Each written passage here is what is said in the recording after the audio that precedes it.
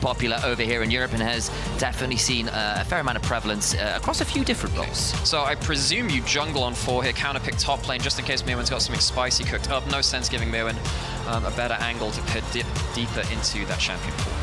Okay, so imagining jungler on 4 here, I tend to agree. Red 5 as a counter pick.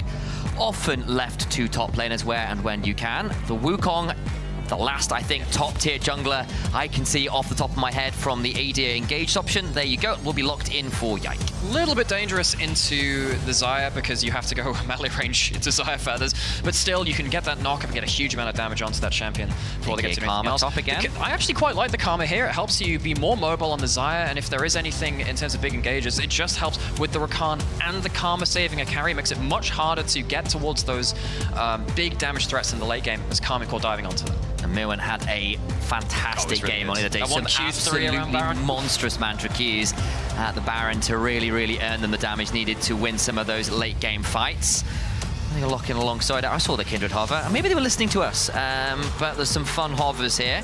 See what they decide to lock in. Very little front line.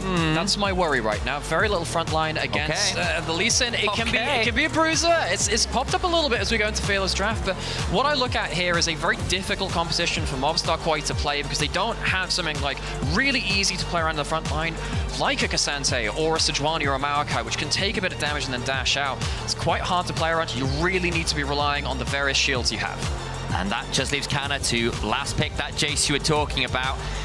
And now you've got Wukong, you've got Jace, you've got a very nasty skirmish and team fight comp here, especially if you can get the Kalista rolling things early. Javik picked up for KC. Favorite combo of a musician called Bibinos, I hear. That's KARMINE Corp. Look to seal out a 2-0 here if they could get themselves. Baby Nose 2 of MOVISTAR KOI versus KARMINE Corp.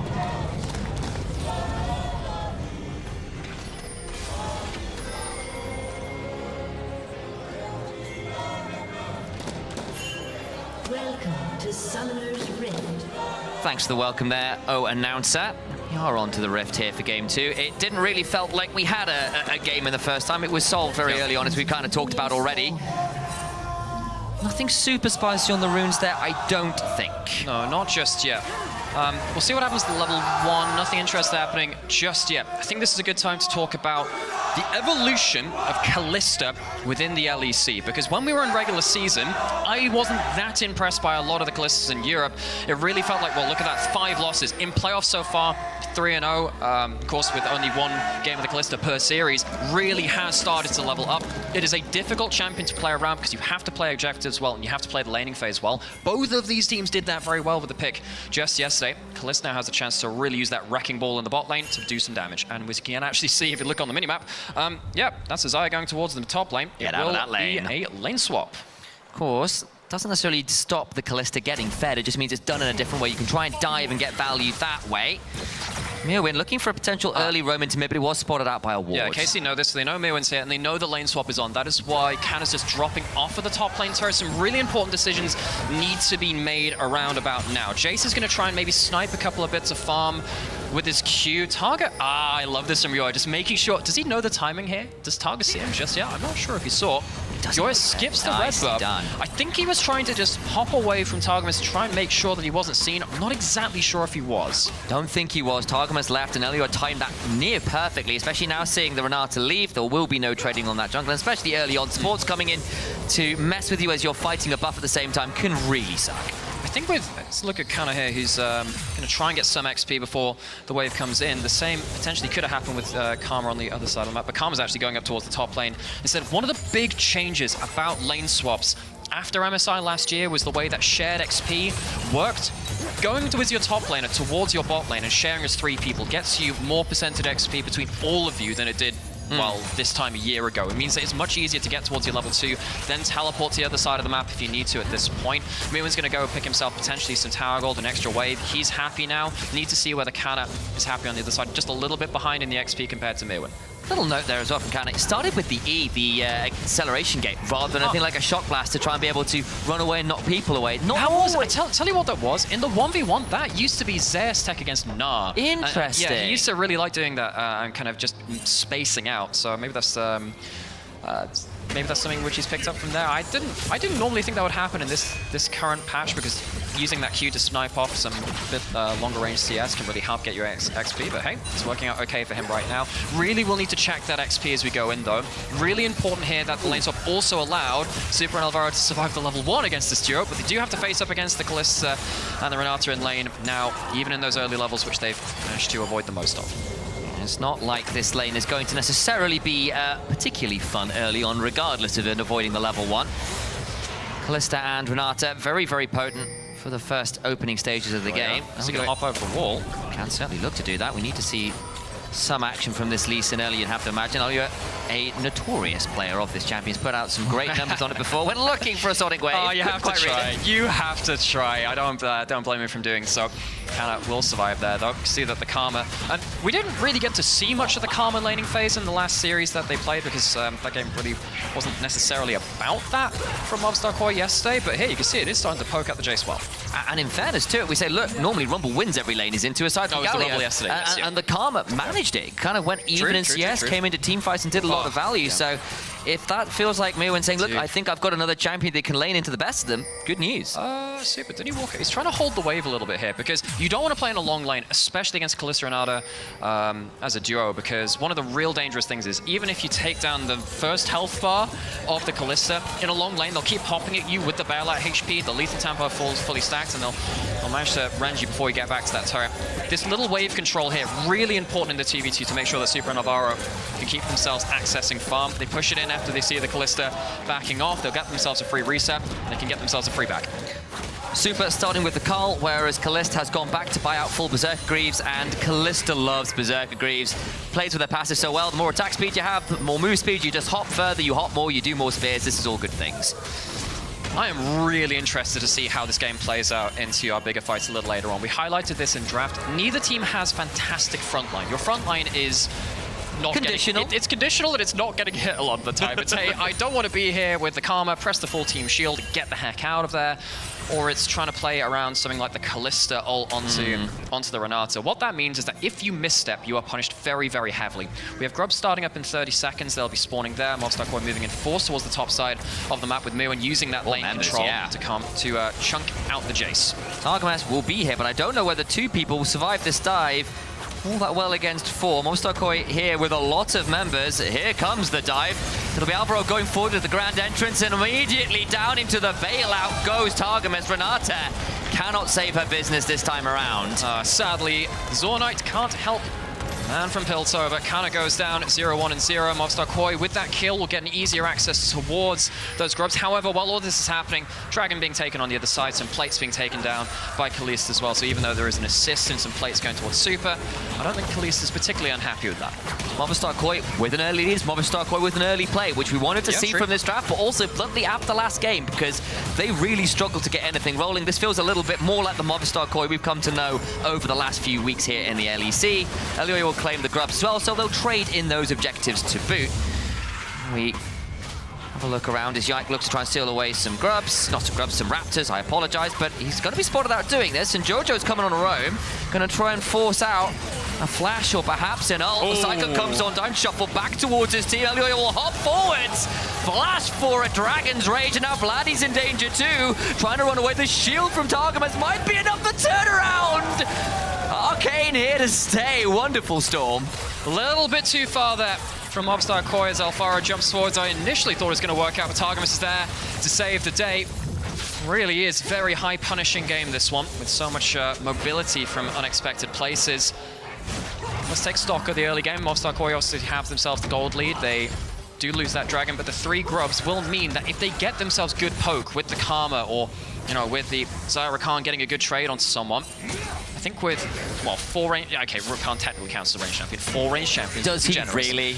I mean, I actually can't remember. Is it like a participation award range champion? Like, here you go, here's your gold star? I do technically think he counts as a melee champion. So does Thresh for range champions, you know? Does he count? Okay. I'm trying to make it classes in session. But what it means is that when you have the 3 Grubs and a good amount of poke, you can take down turrets very effectively if Karmine Core slip up and eat too many skill shots, so they'll need to be quite wary of protecting their turrets.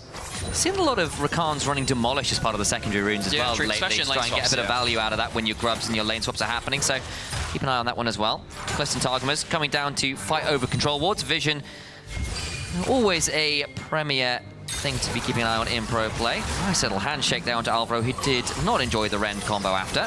This game hasn't really been about the Kalista Renata just yet. The early game not netted them the laning lead, which is one of the strongest points of the Kalista, so we'll see what they can do around the Pokeball engage. You throw Renata right at them, see if you can get into a better angle, and of course the objective play, if you get to them first and use that Rend.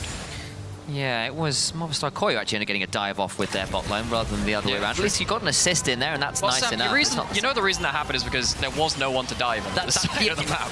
That's very fair. I grant you that Mir would have left. But the point still stands. Didn't happen. Kalist flashes out of the grand entrance.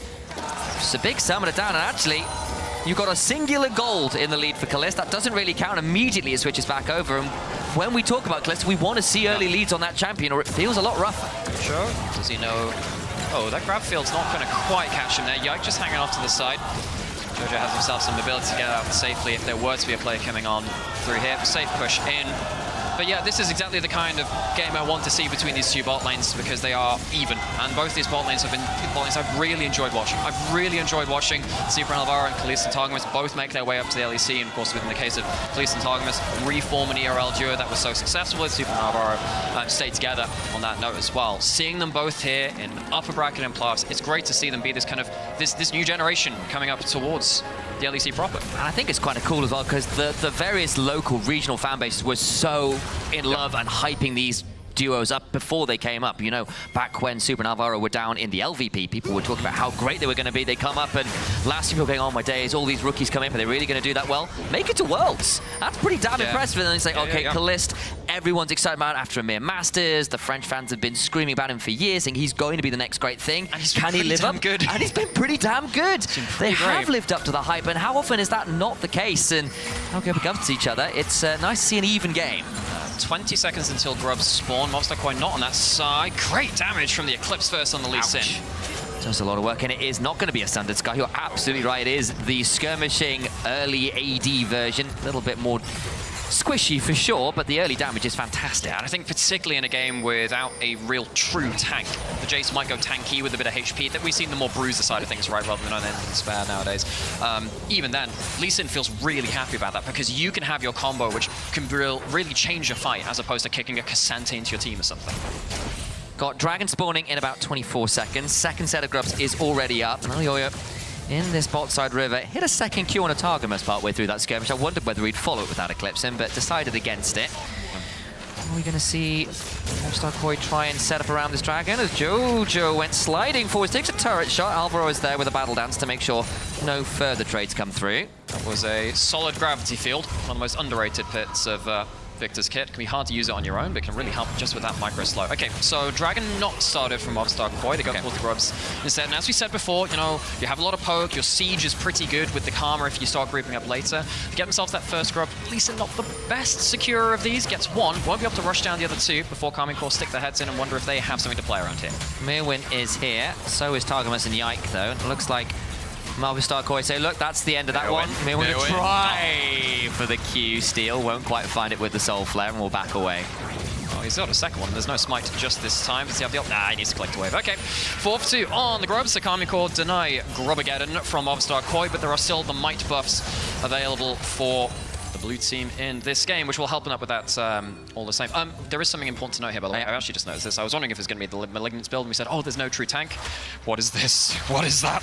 That looks like a Iceball Gauntlet to me, as I have seen a little bit of that. It's not going to be the Malignance this time. Mirwin, in fact, goes back and buys that right now, and he will be a little bit harder to remove as KARMINE Core start up that Dragon. They were contesting those grubs. A little bit of a late setup to this. Don't have the Ren stacks in there just yet.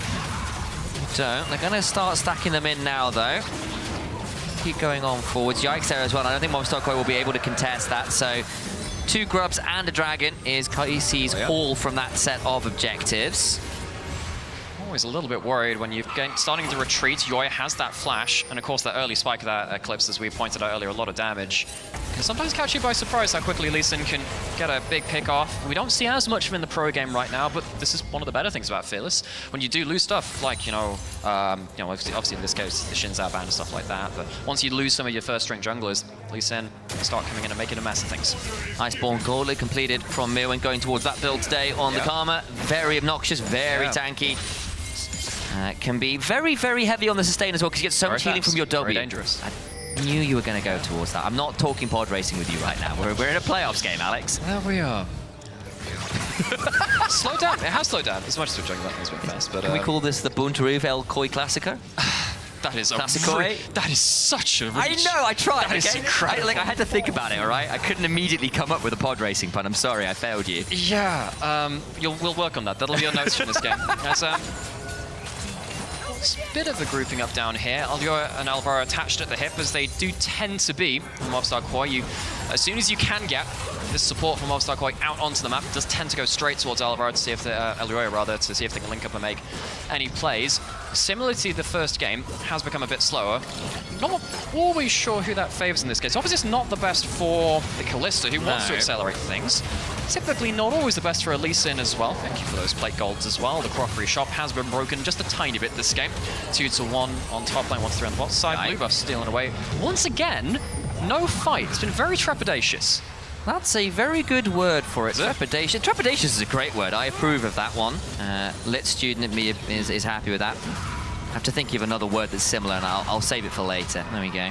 But still, you're right. There's been a certain reserve in this game, similar to the last game, but in goes Yoya fighting over the Gromp. Not quite sure who picked that one up, actually. I believe that was Yoya, but I was casting my eyes actually to a different part. As this tower is now alone. 4 grubs, as we said. The demolish on the Rakan you highlighted earlier will help take this one down a little bit lower. Yike is not going to be able to clear out the wave, and that will be first turret of the game over to MOVISTAR KOI, and they'll pick up 1 of the 3 feats of strength. Still got feat of martial mastery and the objectives to claim. One more, of course, claims the full feat of strength for the side of MOVISTAR KOI, but debating phase checking. These tri-brushes have been a bit of a deadly spot for this ball support over the course of this series. Doesn't get caught out, does throw down the control ward, finds 2 people and swiftly loses the ward. Okay, so the game is slowing down. That's why we're talking about various other things not related to exactly what's happening on the screen. A huge factor in this coming forward will, of course, be these little things up here, the dragons. So if this game goes slower and KARMINE can play around the dragon setup, that is very, very big for them. Of course, they have the Kalista. It makes those objectives a little easier. So KARMINE, maybe they'll be waiting and just trying to... That's a really good chunk, actually. Kalista, nasty. Wow, Jojo, got to be careful there. Going back to Jack Spectra's win condition for KARMINE.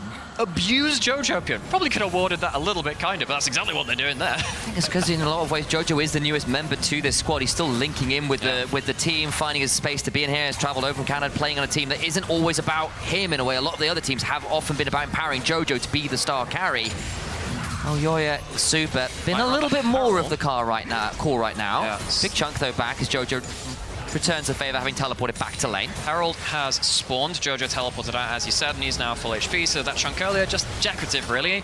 MOVISTAR KOI will get them onto this objective. KARMINE, once again, choosing not to fight. I think they'd rather fight in the dragon in 1 minute. If they don't fight that, then I think there's an issue.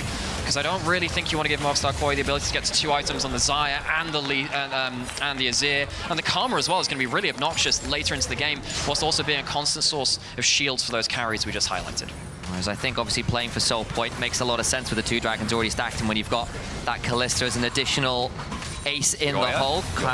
Phase checks are 2 scary members in Olioya and Alvaro, but it will only lead to a bit of a chunk, nothing more. MKOI, though, head over towards the turret. We'll claim this one, all the while not that much is happening on the other side of the map, so it will just be a free turret to MOVISTAR KOI. I expected so much blood from this series. We get a Kalista lumped in, there's a Lee Sin, and we have 3 kills. Teams, We have 3 kills in 17 minutes. I feel robbed. I feel a little bit robbed too. You know what? Eventually it'll explode. Trust, eventually explode. That'll definitely hurt. If this doesn't happen now, it's going to be you they're blaming. I will blame you. I'm stood next to you. You know what? I'll take that one. I'll bear that heavy burden. So dragon spawning in 10 seconds. Our KARMINE looking to get towards the early soul point. Last game, really good at stacking those dragons too. If the game slows down, those dragons are your faithful win condition. Cloud Soul, Cloud Rift, especially when you're in a more squishy game, still nice, and even just getting the Elder on the map helps itself too. However, MOVISTAR KOI, they have controlled the bottom river first, and they do have the Karma coming into the fray, who can, even with the tank build, throw out a little bit of poke, especially at this timestamp.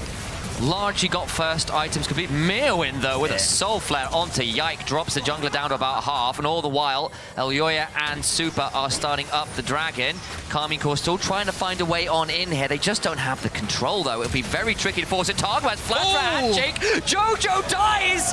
Flash after the Emperor's survival, not keep him alive, and now Elyoya and the rest of MKOI forced to run away. Mirwin on the side, looking for the soul flare, gets it onto Vladdy, but it doesn't lead to that much damage. There's enough shields around with the Siphon Power. Onto the dragon we go, and the Ren stack's just not on in. Fate's Call used, hostile takeover, and Alvaro running away with the quickness, but he's just not quick enough. Just about survives now. Elyoya into the backline, tries to get onto Vlad, who's fallen down into a bailout, gets more back to life as he flashes on in with a Hex Tech Ray renamed after his rework, and Mirwin has some spears pulled out of him. It's an awful acupuncture session, and KARMINE Corp come alive in this game. KARMINE Corp clutch it out. Targamas taking away Jojo at the start of the fight, absolutely crucial, but playing around the bailout, no less so after that point. Fantastic flash handshake, cancels the shifting sands out from the Azir, goes down, and that is a major part of this comp gone. We said it's very unforgiving mispositioning in this game, and that's exactly what happens here. It allows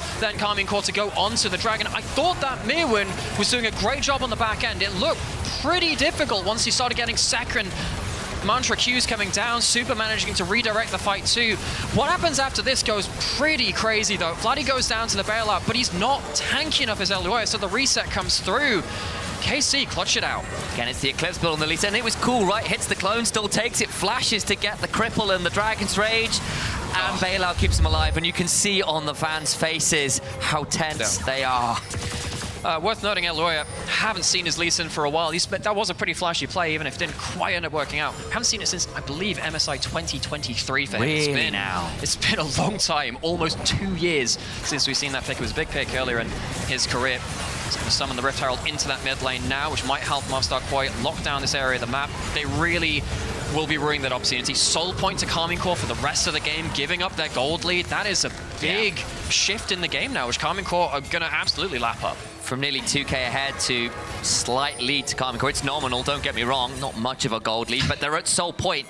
That is significantly more important. What does nominal mean, Sam? You throw out words sometimes, and I feel like I need you to explain. So nominal. Is that good? I'm going to assume that's good. It means Sam. existing, but not really of all that much value. Sure, cool. So it's there, but small. Great. Yeah, I explained it for you. Atakan spawned, mid lane turret is going to fall. I think with that HP it was likely to anyway, especially with the good siege and range of MOVISTAR KOI. KARMINE Corp now have to deal with the Sun Disk in their mid lane, replacing the debris of their own mid lane outer turret.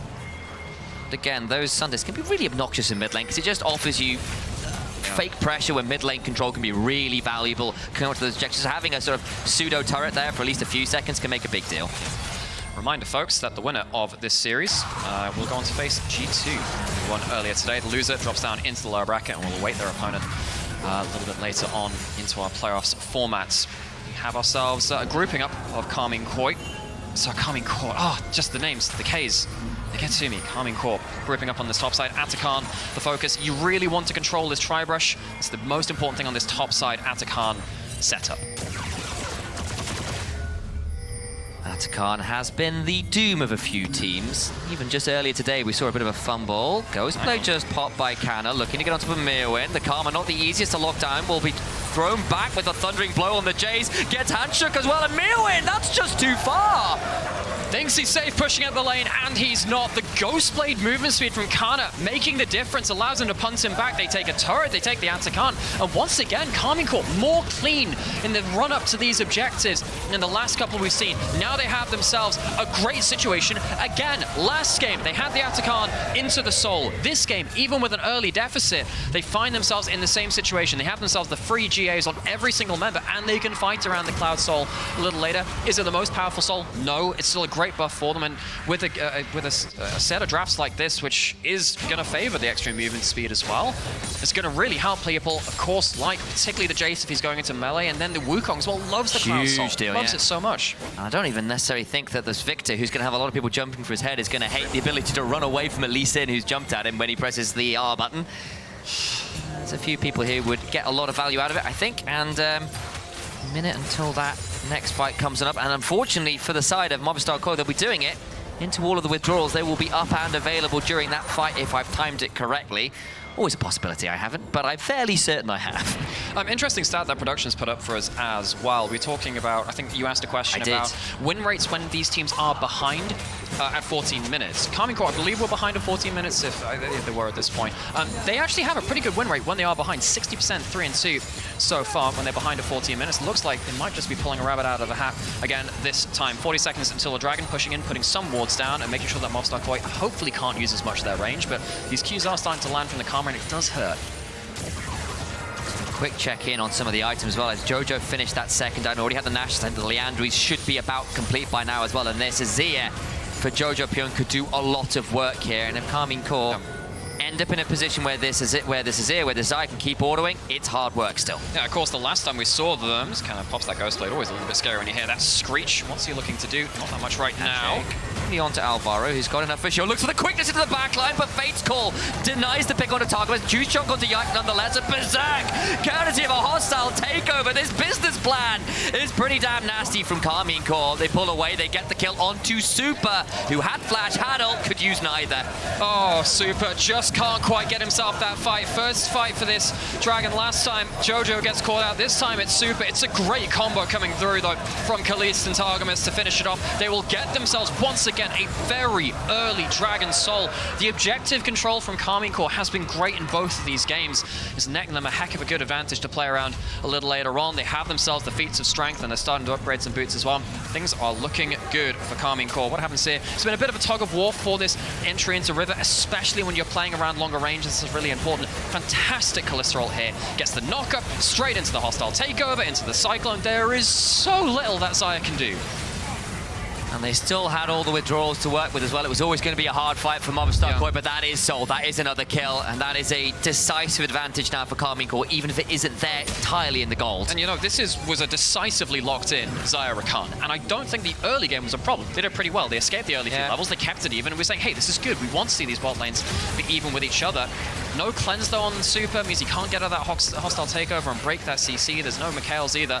I suppose there's not everything really needs to be Mikhails or cleansed on this team, but Super really needs to show up in one of these next fights to really justify this pick. It is already a very difficult composition to play. Super needs to be doing a lot of damage, and taking damage from the lethality Jace is not going to help. Of course, Jojo just turned that damage back around to Vladdy, but Vladdy's got a teleport, so Vladdy can join a lot faster than Super can. Super can do their best to heal up off the wave. It'll be Taste of Blood offering a little bit of healing back here, but it's not loads and loads. These annoying inventors with their teleports and fancy summoner spells. Vladdy and Canna both going to be able to get back out onto the map if that poke ward is lost a little bit. Of course, the same can be said of MOVISTAR KOI. Trying to starve up a Vision. That's a really good arcane storm. Goes into the back line, doesn't really get all that much done with the quickness. It's just a quick trip to the grave. He's down. Super goes up into the air with a Feather Storm. Just doesn't matter that much. Has to flash away. Does stay alive at least this time. Yike also up and about, did not fall down despite the HP bar trades. You have our Lost Your support.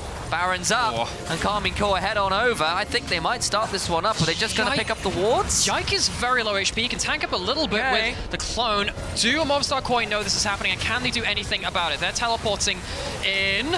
Mewin's going to get a Defiance to the heal, but no counter flashes out on the end of that tether. So Mewin shields himself and backs away. Targamas still low. They know it's happening now, courtesy of Foresight Alteration. Vladdy on a flank will be spotted out. Over the back end of this, can look for his deal, but it's still into a Kalista Red. Goes it! He steals the Baron! Again! KARMINE CORP fail a Ren Smite combo. It happened the other day. They pick up a kill afterwards. MOVISTAR KOI get out like bandits! Oh, a steal out of the top draw, which might just keep this game alive. Elyoya, not playing the Lee Sin since 2023, comes out with an absolutely clutch steal against the Kalista. 3 resonating strikes and you're out. I tell you, it is a wonderful steal from Elyoya. And the KOI fans come alive. Can you blame them? This game? It just had to happen here. Just so it's like, oh, so clean around the objective plays. This has been so clean all series long from KARMINE CORP. The Q lands onto the Baron. The follow-up comes through. How close does it get? Oh, it is so close. Goes down to 800. Missed time between the Rend and the Smite. You're right to call it out. There was an Atakan steal yesterday in their series from KARMINE CORP versus Vitality, which they missed then. 2 series in 2 days where they make a similar mistake with the Kalista. And again, I echo what Hysterics and Dagda said there, and there's actually, maybe we have to hold that. Mirwin's been engaged on the cyclone, comes down, it's still a very tanky Karma. In goes Alvaro though with the quickness, and Yike's in danger, goes berserk, courtesy of the hot top takeover, stays alive for a second or two. Yike, burning, but alive. Super, into the air, got the feather pull, onto Kalista, who still survives. The Arcane Storm claims that one. They go 3 down. They got the Baron, but KARMINE lose no members in that fight. Oh yeah, KARMINE slap back, lose a Baron, take the kills. Who cares after that point? I don't think now that MOVISTAR KOI are going to be able to use this objective. How did that setup happen in the first place? Left alone in that mid lane, unsupported by some other members away from the lane, and gosh, that chase is starting to really hurt. KARMINE spare their blushes of losing that objective just a little bit. We haven't really talked about it all that much. We've mentioned the Ghostblade once or twice, but this is a raw damage, Jace. This is the lethality, the Ghostblade first, the Muramana second. It definitely means those shock blasts hit real hard if you've not built up any armor. Oh, that's got to be an absolute heartbreaker for MOVISTAR KOI, because that was the turnaround. That was meant to be the point which could see you through to playing through this Baron buff to get yourself the map set up for the Elder that's spawning in a minute and a half. I mean, I suppose if you can steal the Baron, why not? Why not an Elder as well, right? Maybe we can ask a little bit more of Elyoya yet to give some of the MOVISTAR KOI fans a bit of hope. KARMINE though, as we were saying, before that Baron, were really in control of the map, and by and large through this series have been incredible around the objectives. See if they can do that again around the Elder Dragon. It will come down to a fight there. I don't think KARMINE can really force anything else beyond that. There are a couple of Baron buffs left in the last 20 seconds. It's going to be a negative power play. It's going to help them push out anyway. It's pretty hard to contest KARMINE as they walk up into lanes. They'll have to push somewhere where they're not. Third item completed for Super. Now got Infinity Edge alongside that Essence Reaver Flicker Blades. Yeah, and important stuff to note. No flashes on Super and on JoJo as well. Very, very important that you do not have those summoners there. It means that Yike, who does have the flash, can potentially start to pick them off. Of course, there's no flash on Vladia and Kalista as well, but they have a Renata, and they have the gold lead bluntly as well. It's much easier for them to play out these fights. MOVISTAR KOI, if they want this to go to 3 games, are going to have to outplay a difficult scenario. Yike! Oh, they've got it onto JoJo! He can't hit the arm guard. He's taken out Super, trying to hit him. Massive 3-man knockup. The Berserk, the hostile takeover, lives up to its namesake, an Arcane Storm. It's a Category 5 disaster. KARMINE wipe MOVISTAR KOI off the rift. They're going to 2-0 the series. Inclement weather comes in from the mid laner of KARMINE, and MOVISTAR KOI cannot outplay the late game. That Baron still gave you a moment of hope. They had control over the river. It felt like their time, and an engage come through and MOVISTAR KOI. Blink and you miss them. Their health bars are all gone. The game is gone. It's just a weekend of 2-0s, and KARMINE reap the rewards. They are going on to the upper bracket.